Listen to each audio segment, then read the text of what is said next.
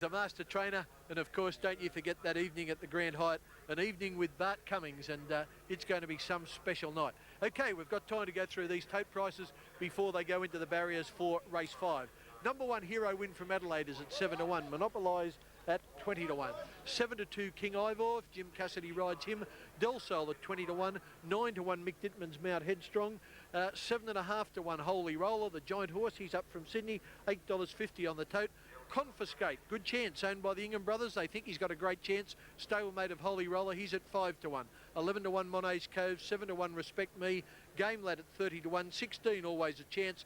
Plushka was a scratching this morning. 40 Above the Law. Lord Matthew at 16 to 1. And Shystad was also scratched. Okay, the horses are going into the barrier. Simon Marshall, what catches your eye? Well, Kenny, the big Holy Roller's just been lifted into the gates here. He's a massive horse and he looks very well. I thought the King Ivor is a very special type of horse. The dapples are really out in his coat and he looks very forward and fit. Old Monopolise is nice and relaxed around the back here also.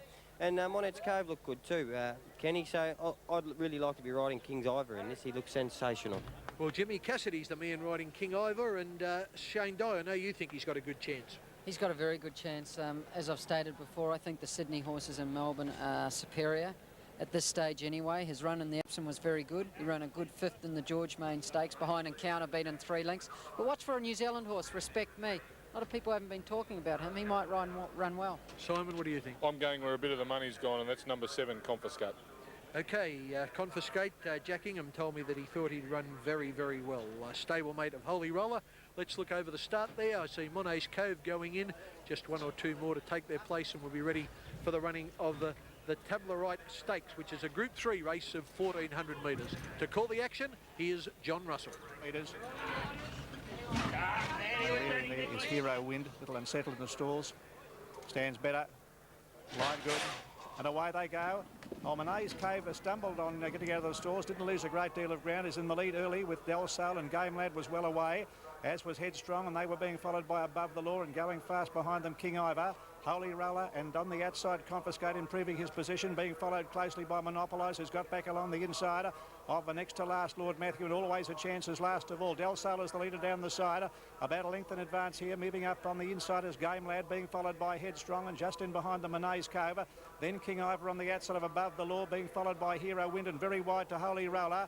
Confiscate is in behind them, being followed by Respect Me, a length and a half. Lord Matthew second last, and always a chance as last of all. Del Sol is the leader. Up to the 600 metre mark, about a length in advance here of Game Lad travelling well.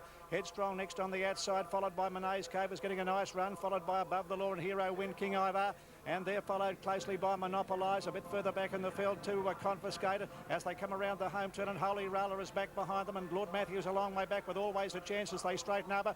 Del Sol is the leader, about a length. Monet's Cove, Game Lad deeper on the track, Headstrong. Confiscate finishing on from a fair way back, followed by Hero Wind, nowhere to go, and back in behind them Respect Me is a long way down the outside. There is King Ivor coming from a long way back. Monet's Cove is the leader with 150 metres left to go, is nicely clear of Del Sol, and King Ivor rattling home, but Monet's Cove too good.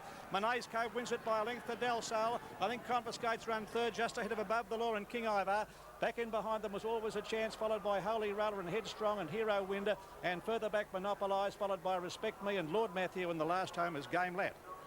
Yeah, another win for Sydney. Monet's Cove this time has paid $13.10 and $4.20. Number 4, Del Sol second, $6.20. And number 7, Confiscate third. That's not official, the third placing yet. It is 8, 4 and a photo. If Confiscate does get third, he'll pay $1.90. Now, Monet's Cove, Brian York goes to the lead here past Del Sol. Now, that's Hero Wind in the white cap. Further out is Above the Law in the yellow with the red cap. He was starting to run on. He's the one that's in the photo for third with Confiscate, who was wider again with the black and the cerise. But no doubt about the winner, which of course was Monet's Cove, ridden by Brian York. We roll action, and Shane Dye, at this point, when he went to the front, we've seen Monet's Cove stop plenty of times, but he didn't stop today, did he? He had barrier 1, and that's what won the race. I've got no doubt the horse down the outside, King Ivor, was a bit unlucky. He was 5 and 6 wide the whole race and got pushed off.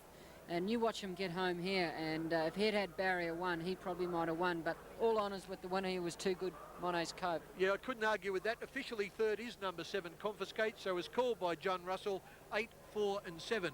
And on that inside action, that's Monet's Cove going to the lead in the purple and yellow, going past Del Sol. That's above the law in the yellow sleeves. Now, the widest runner is Jimmy Cassidy on King Ivor in the red sleeves. And the great big horse who seems to stand over everything in the All Cerise is Holy Roller. What a size he is. This is a great shot of a jockey riding the finish out. Look at Brian, how he's all rhythm with the horse and going forward when he hits it and push it. That's a fantastic camera angle. Yeah, it is. And Simon, Monet's Cove ran a great race in the Epsom, didn't he? Yeah, certainly did. And look, he's probably a little underestimated, Monet's Cove. And, by gee, isn't the Sydney Power come down here and doing a fantastic job? They're really taking the Melbourne horses by storm at the moment. Yeah, It's a Sydney year so far. And Brian York, the winning jockey, is now with Simon Marshall. Thanks, Kenny. Brian, it was a beautiful win, wasn't it? And from gate 1, you weren't able to do much wrong. No, it's a beautiful gate 1, you know, it's always a big help. And there's a bit of speed in the race there too with Del Sol and Game Lad there, just giving a nice suck up and a nice trail. It worked out perfect. How's the track racing, Brian? It's racing really good. There's no bias today. No bias? No, the track's good as gold on the fence. He's got a bit of class about him, Brian. Yeah, he's a pretty good horse, this bloke. You rode him all right? Yeah, well, it's easy to get 1L in it. A good jock, a good horse. Congratulations, Brian. Thanks, Tom. Thanks, Simon. And Shane Dye picked that up after 2 races, that there was certainly no bias. And I don't think you'd want to change that opinion, Shane. No, not really. It's hard if you get wide here. That's the only thing. You can't go around them 100 wide, as we saw King Ivor, and also tie the knot and spine. I'd rather be in the first half dozen too. There's no doubt about that, Ken, but you can get back as long as you come through. And Mick Dittman got back on Brave Prince, and he weaved through them, and you'll be able to do that. Okay, that's Timmy McSweeney, one of the foremen for Bill Mitchell, the winning trainer of Monet's Cove.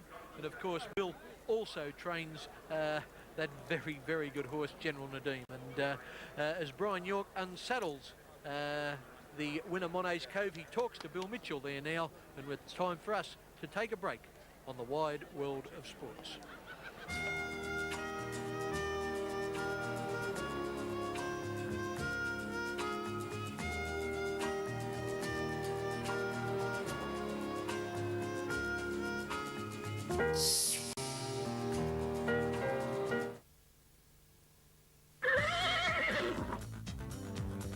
Welcome back to Caulfield. Let's have a look at the closing stages of race 5. Brian York on board Monet's Cove, and a fantastic run all the way through. A very comfortable victory there. Brian York on number 8, Monet's Cove, in the purple cap.